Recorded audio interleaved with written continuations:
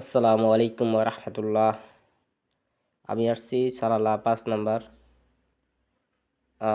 দেখেন, সুলতান কাবুজ মসজিদের সাথে আমি যা দেখাতে যাচ্ছি। দেখেন,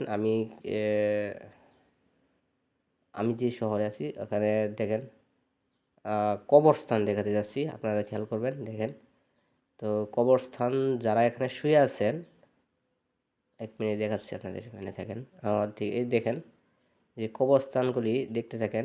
একটা কবরস্থানও পাকা নাই, একটা কবরস্থানও পাকা নাই। সবগুলা একটা পাথর দিয়া চিহ্নিত করে রাখছে, অথবা কিছুটা সাইড দিয়া কি আহ, কত 50 সেন্টি বা 1 মিটার বা 20 সেন্টি 30 সেন্টি এরকম হাইট করে রাখছে।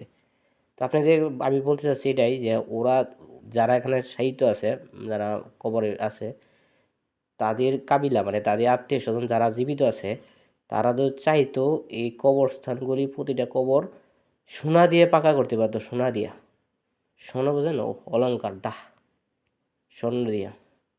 আচ্ছা, করলো কবর ফি দাহ আদা في ترتيب القبيلة في موجود داخل في دنيا في موجود القبيلة وقبيلة في ترتيب كل ده. لكن هذا ما في سنة، هذا بدعة.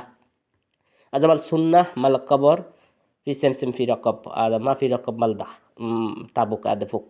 لا والله في شوب